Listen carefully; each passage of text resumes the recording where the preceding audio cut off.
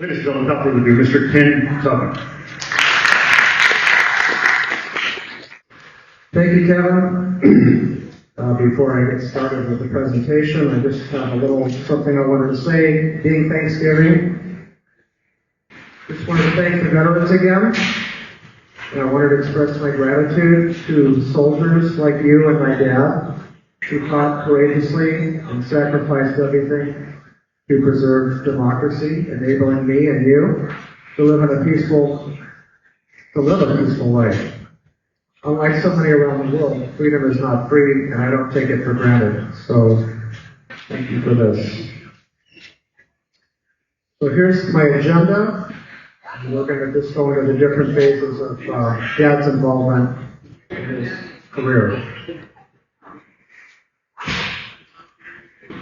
Again, I'm dedicating this to all the brave young men of the 8th Air Force that were based in Allen, Europe, who sacrificed their lives and who came together to uphold freedom that was almost overcome by the Axis forces. So Dad, he was quiet, he was pretty mild-mannered, and on the surface he seemed easygoing. This is me and Dad at a scout around the deal a long time ago. So Dad was born on September 8th, 1922, and on the same day Dad was born, Hitler was delivering a speech in Munich, and he was quite upset about the Versailles Treaty, the fact that Germany had surrendered in World War I. His mantra was that Germany needed Lieberstrom, they needed more living space and resources to benefit Germany. And there was a Jewish problem that Hitler was blaming all the economic problems on the Jewish people. And of course, my dad was born to Rose and Sam Tubman, Jewish immigrants from Lithuania. And he was living in Springfield, Massachusetts. So there was no CNN or headline news back then. It was all the news that basically that you got was from the radio and the newspaper. And families would rely on the radio to find out what was going on. But for my dad's family and my mom's family, they had relatives in Europe that still wanted to get over to the United States, but they were stuck. And the Germans, which seemed nobody really knew what was going on, but they saw them moving. They were getting nervous, and they were hoping that they could get some help. But in the meantime, there was a lot of resistance. Hitler had attacked Poland, and things were going on in Europe, but there was an America First movement, and there was a lot of resistance to us getting involved in another war. And then there were immigration restrictions on top of that. So around this time, my grandfather, Sam, he had a diner in Springfield. It was probably one of the larger diners in the eastern United States. It went really well for a lot of years, and then Howard Johnson's moved up. They moved him down the road next door and then put him out of business. And my grandfather had everything pledged that he owned to that business and ended up going bankrupt and losing everything, including the house. However, he had a brother that bought the house, so instead of one family that was living in the house previously, there's now two families living in the house, and things kind of got unmanageable, and Dad was ready for some changes. So Dad he had gotten a ride in an airplane at an early age, and he got airplane fever too, and he wanted to fly, and he saw these billboards, and if you want to fly, join the service, and that's what he did, as he enlisted on August 31st, 1941. And like I said, during this time, the German troops had invaded Poland, and the Nazi threat was definitely growing in Europe. And there was concern, but not enough to get involved in the war at that time. So we were ill prepared as a country to be in another war. We didn't have much of an air force. We had 1,800 airplanes at the beginning of the war, and only 12,000 airmen, contrasting to the end of World War II when over 300,000 aircraft had been built and over 2.3 million people had been trained. So he wanted to be a pilot, but he got assigned to aircraft mechanic school at Chinook Field, Illinois. And that's not exactly what he wanted to do, but that's what he was doing. And at that time, right on the 7th of December, the Japanese bombed Pearl Harbor. And then Dad contracted pneumonia, and he was sent home for 6 weeks recuperation. He returned to Chinook Field, and he requested a transfer to Air Cadet School, but there were no openings, but he was given the opportunity to go to gunnery school in Las Vegas. So that's what he did. And at this point, Dad was not, he completed gunnery school, he wasn't deployed, but at that point he did, when he wasn't deployed, he asked if he could go to Air Cadet School, and he was sent to Air Cadet School. But at that point, Japan had just attacked the United States. Hitler was confident that we were not going to be involved in the war, and Hitler was at that point attacking Russia. He had begun his front on Russia, had not taken England, but he was not concerned about the United States getting involved. And the voice of America, if you will, at that point wanted retaliation. There was no interest by the masses, by the majority of Americans to get involved in Europe. We wanted revenge on the Japanese. This is a picture of the Tubman family when Dad was recuperating from pneumonia. So like I said, Dad did get granted, he was able to get permission to go to Air Cadet School, and he did. He was at the Air Force Classification Center in Nashville, Tennessee, and he did complete that course, and he did graduate, and that's his graduation picture.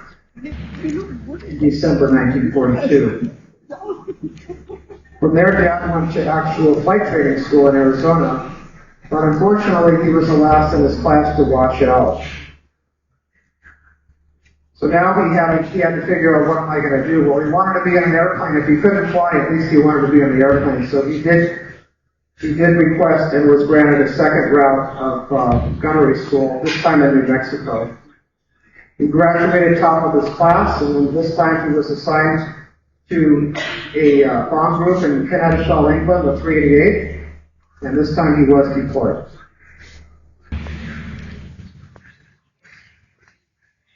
So Dad was on a B-17F, and I'll explain some of the characteristics of the F. There were different variations of B-17 as the war progressed, but it was a big airplane, 65,000 pounds, 104-foot wingspan. If you want to know how big it is, just go look at the B-17.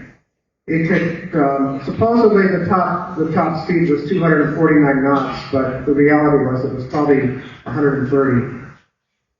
It could fly up to 35,000 feet. It had 4 right cyclone engines that were super turbocharged engines that enabled them to fly at high altitudes. There were 10 crew members, there were 2 pilots.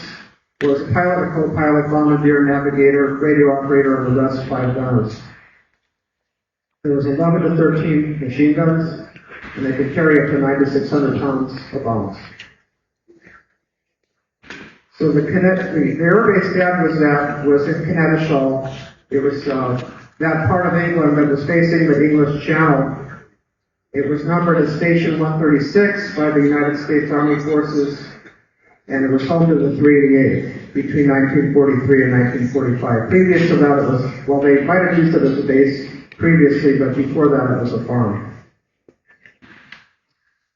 Now we have General Hap Arnold, who was in command of the whole Air Force on both fronts. And then there was General Ira Eaton, who was in charge of the 8th Air Force in England. This is the plane my dad was assigned to, Shidowana, B-17F, and these were the crew members that were on the airplane. And if you'll notice, there were 2 right waist gunners, and I'll explain more about that later.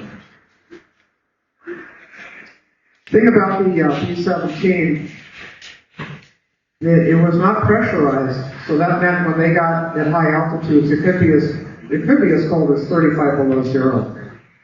They'd wear heated flight suits, but from what I read from some of the combat that went on while it was going on, they would get so hot and sweaty they'd have to take them off. But they did have to wear oxygen masks because, again, no pressurization. This is a formation being attacked by flak. on our way to a bombing mission. So they did have escorts, the P-47s. The P-47s would escort the B-17s into France, but because of the fuel range, they could only go as far as the French-German border, then they'd have to turn around because they did not have enough fuel.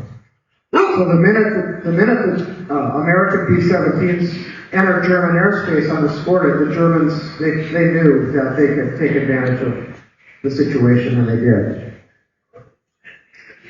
These are the missions that Dad was on. And there were two noteworthy missions that Dad flew. One of them was pretty publicized, the Regensburg-Schweinfurt mission. And I'll explain that just a little bit, but basically 338 B-17s were on the mission. They were led by Colonel LeMay, and Dad's group flew to Regensburg, where there was a Messerschmitt factory. And the other group, they flew to Schweinfurt, where there was a Bosch ball bearing factory. The second mission wasn't too well publicized, but I did some digging, and this is the one that the book is about, Mission 91, the bombing raid on Stuttgart.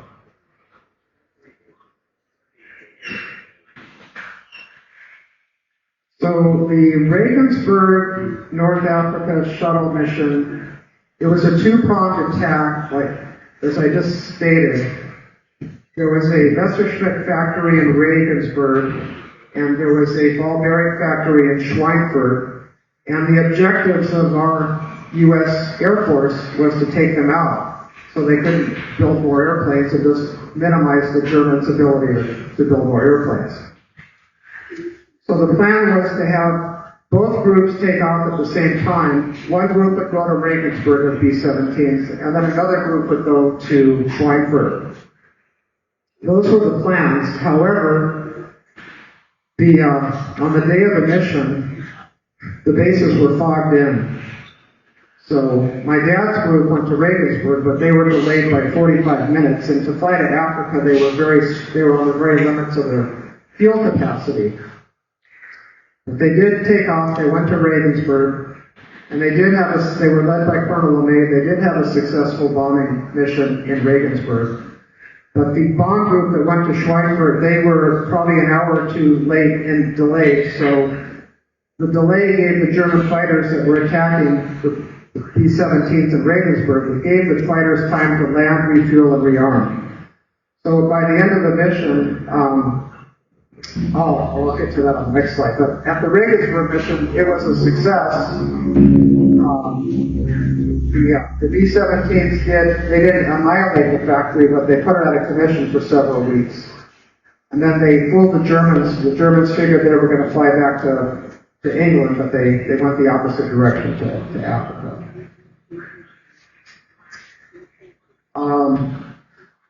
Just before I get into this picture, of the 146 fortresses that went to Regensburg, 24 were shot down. So that would be about 240 crewmen that we were POWs or were lost, killed. And of the 230 fortresses that went to Schweinfurt, only 36 were lost. So total 60 airplanes were lost. That's a lot. This is a picture of the crew from Dad's airplane in Africa, where they regrouped for about a week before getting orders to bomb Bordeaux, France, heading on their way back to England. So the next mission is Mission 91, and the Mission 91 was going to be a big bombing mission to take out another ball bearing factory in Stuttgart. I need to turn around here.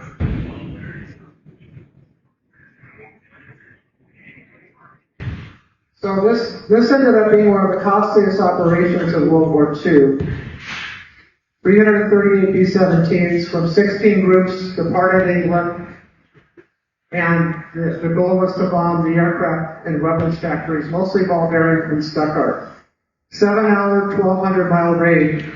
It was at the limits of the B-17's range, and it was beyond full fighter protection. Some of the B-17s had long-range tanks, most of them did not. And when they got to the target, they found dense cloud cover was obscuring the target area. So the group my dad was in, when they saw that it was obscured, they had an alternate mission. But part of this mission was led by General Travis. And he was trying to basically move up the line and score points with Hap Arnold, who happened to be in England for a banquet, because they were expecting big things from the B-17s. So Travis led a whole convoy of B-17s to circle over Stuttgart 3 times with their bomb bay doors open, and they were basically completely vulnerable to flak and German fighter planes.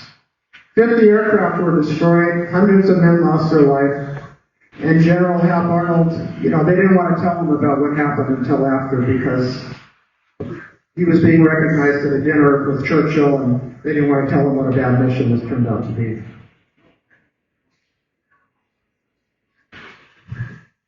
So my dad's group went to Strasbourg, which was on the border of France and Germany, and that was a secondary target. But they had the same problem, and all their bombs ended up going into the Black Forest. So basically, between Stuttgart and the secondary target, nobody hit the target. So now the planes have dropped their bombs, they want to head back to England. And as Dad's group and the other groups are flying back over France, they're met by a bunch of Luftwaffe fighters that have assembled, and they're going to attack these guys trying to get back to their base. So if you go into the European hangar, you'll see there's a B-17 Memphis Belle, which was a B-17G converted to an F. And why I say the F is because if you look at this, if you look at the gun pointing out of the nose, there was one on each side. So they could basically shoot an oncoming airplane, but they couldn't shoot straight ahead. So this created an opportunity for some of the German fighter pilots. They captured some of the B-17s and they studied the airplane, and they figured if the B-17 gunners in the front can't shoot straight ahead, well, they can attack them right at the front. And this is the German pilot that perfected the frontal attack. His name was Egon Meyer. He flew a Focke-Wulf 190, and he flew 353 missions and recorded 102 kills, including 26 B-17s. That picture of him sitting by the tail of his airplane is just him filling out paperwork after a mission. So basically, most of the B-17s that experienced a frontal attack never made it back, but this one did. But you can see the extent of the damage that was done. So, my dad's plane, Cheetah was attacked over France by Meyer's squadron of German fighters. And I believe it was Meyer's squadron, if not Meyer himself, that shot his airplane down. Cannon fire, because the Messerschmitts and the Focke-Wulfs both had cannons in the nose, and they had shrapnel. But the cannon fire set the left engine wing ablaze, and the number 1 engine was on fire. Then the next thing that happened, it all happened within seconds. A frontal attack started to fire in the nose of the airplane. So Captain Melville, he ordered Sergeant Aldenhovel, he was the radio man, to come forward and help fight the fire. But in the meantime, Meyer shoots down Cheetah 1, so now they're going into an uncontrollable spin. This was about 2:25 in the afternoon over France, Old France. They were attacked by the Luftwaffe, and it was on September 6, 1943. And these are some sketches Dad had from POW camp of the airplanes. The top one, you can see the guys jumping out of the airplane. The caption on that is going down. So Dad's ship's on fire. They're spinning out of control.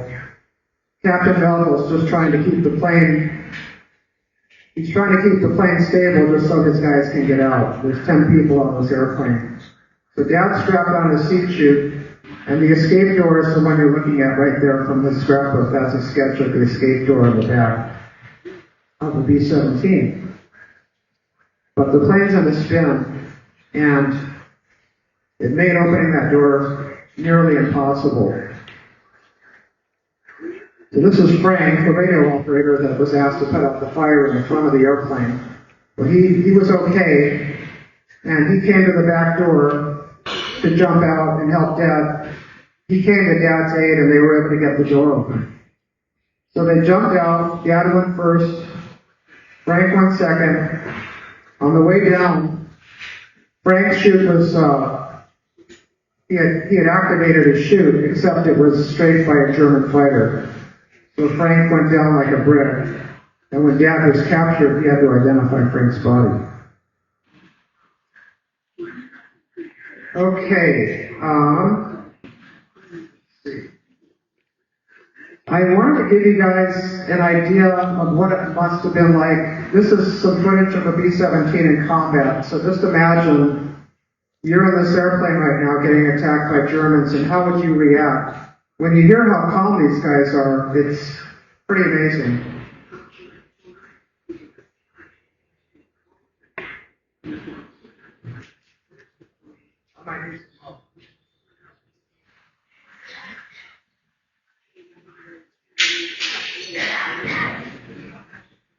Where's someone now?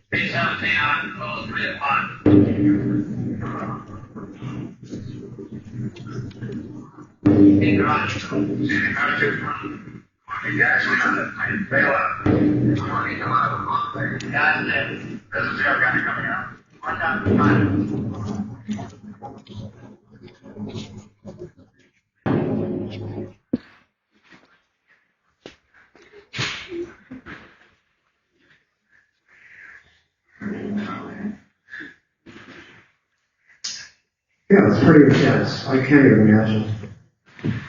And how calm those guys were, cool under fire. Wow. Anyway, March 2nd, 1944, Lieutenant Walter Gresham flying a P-47. He shot down Egon Meyer, who I talked about earlier. So Dad was shot down on the 26th. Dad was shot down on the 8th, on the 6th, September 6th, 1943, 2 days before his 21st birthday. So he made it down. Frank did not. He was intercepted, taken prisoner by a German soldier riding a BMW motorcycle, and he was taken to Frankfurt for interrogation. So there was, out of 10, 6 survived. The co-pilot, the navigator, the flight engineer, bombardier, ball turret gunner. So Dad's captured, he's interrogated, he's assigned to a POW camp. First camp was Stalag 7A, Lewisburg, Germany. And the men were transported by rail in cattle cars, often without food, water, or toilets. Then he spent 15 months at Stalag 17B in Krems, Austria.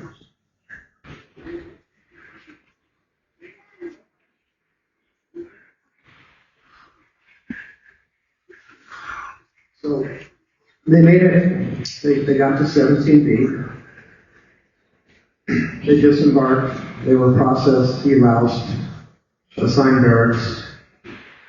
Stalag 17B was big. There's a map of the next slide you'll see a map of the camp, but there was 25,000 prisoners, Allied and Russians. If you crossed the wire, you'd be fired upon. The guards in the towers, which you'll see that too. There were guards in towers that were focusing on double row barbed wire fencing around the camp. I'll talk about the village of the Dam in a minute. And the thing with that was that we had the Geneva Convention, the Russians did not. So that means the Germans didn't have to abide by the code of conduct for POWs. So essentially they were starved.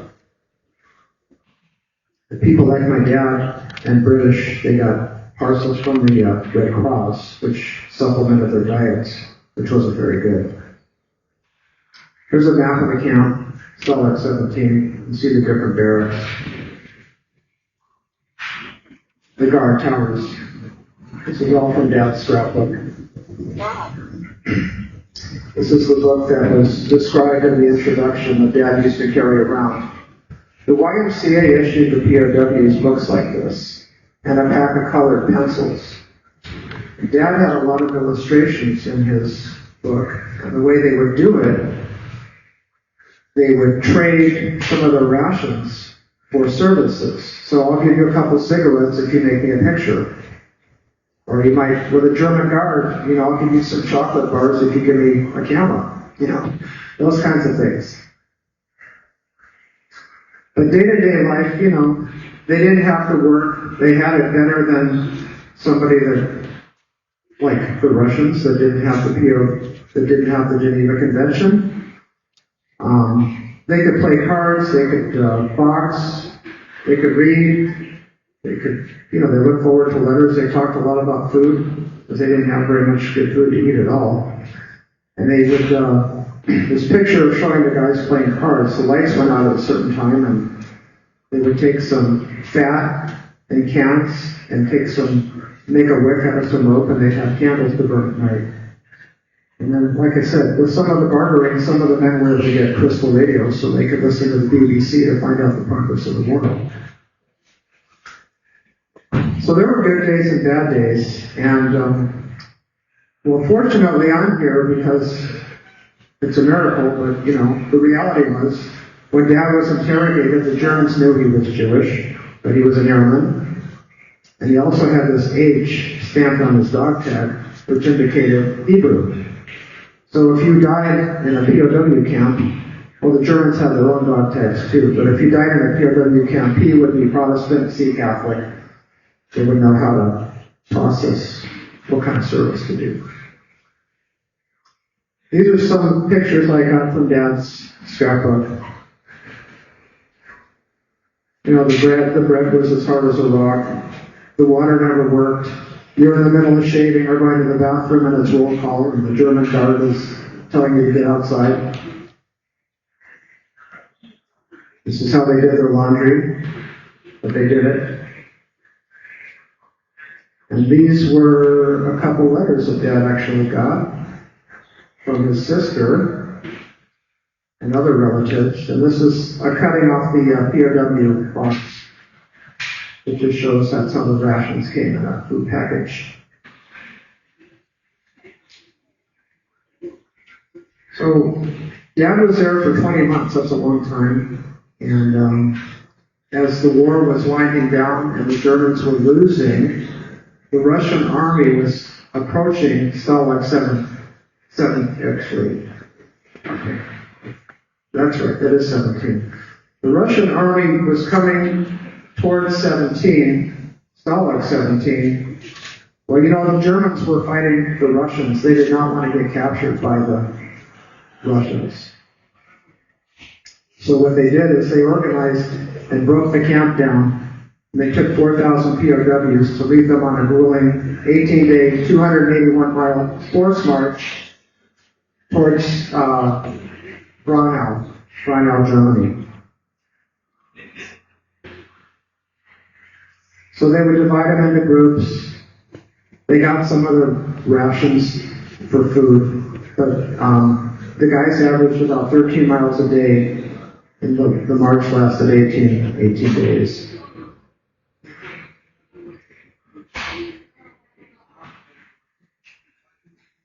At the end of the day, wherever they were is where they would just make camp. So it could be in the rain, it could be in the forest, sometimes in a barn.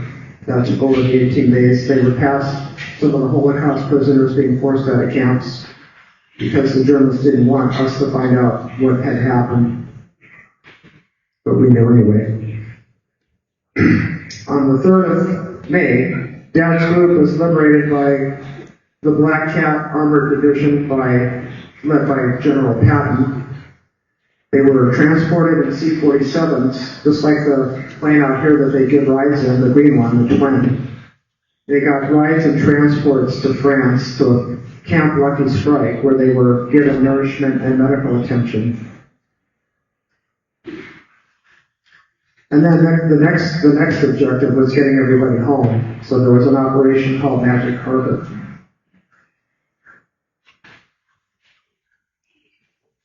So basically, about 22,250 were transported every day on Liberty ships. And Dad's ship docked in New Jersey. And from there, he wanted to go home, so that's what he did. So there was no PTSD back then. Nobody knew what PTSD was. And I have a pamphlet, which is not in the presentation, but there was a pamphlet basically saying, don't talk about what happened. We're still at war with Japan. Do your duty. Keep it quiet. So whatever kind of hardships and trauma the soldiers went through, they were not supposed to talk about. This is out of Dad's scrapbook. And she's saying, I do wish you would stop pointing your finger at everybody you pass saying bang, bang. So, in the beginning there was that picture of me and Dad. I'm in the Cub Scout shirt, and I said Dad seemed to be pretty quiet and mild-mannered, but certain kind of events would just trigger off episodes of, I'd say he went into outer space when we were playing ball on the street, and if a car came down, one time a car came, he felt the car was going too fast.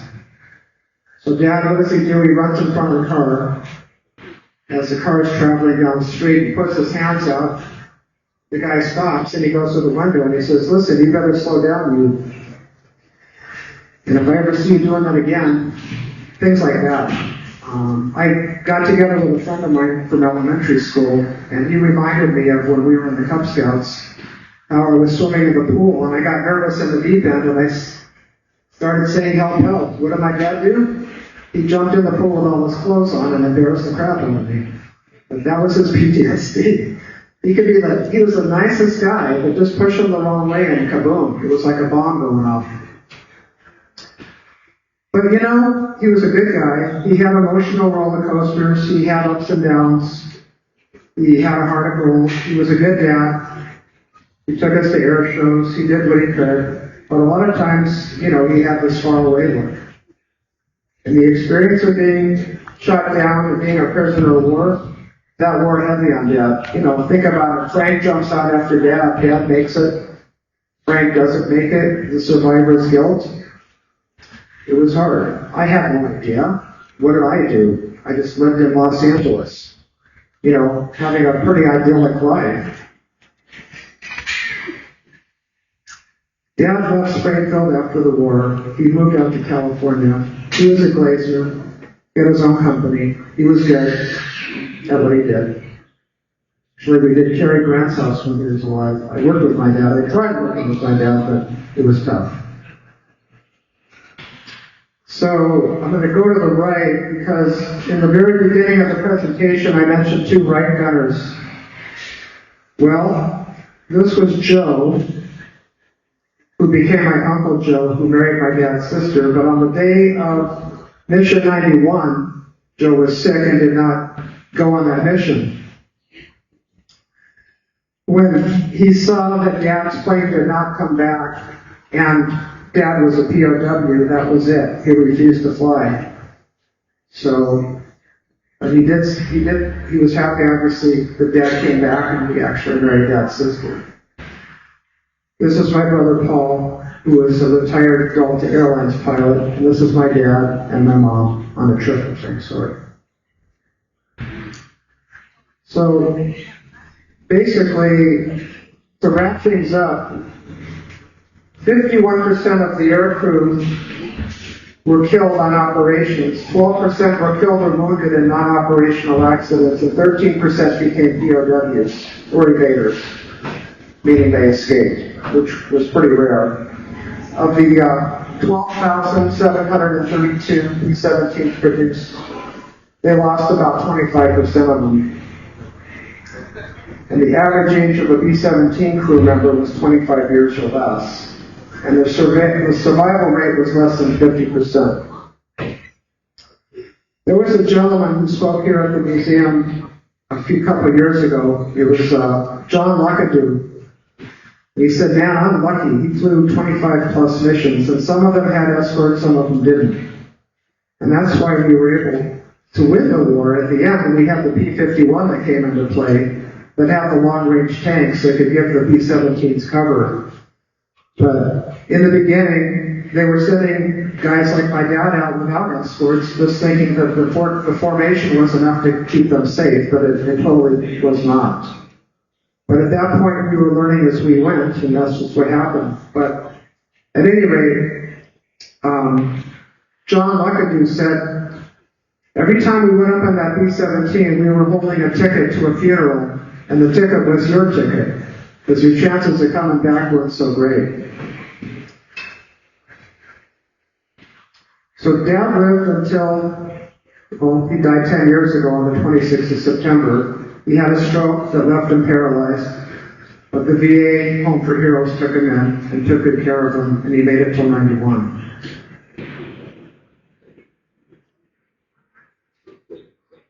And I guess that's it. Thank you.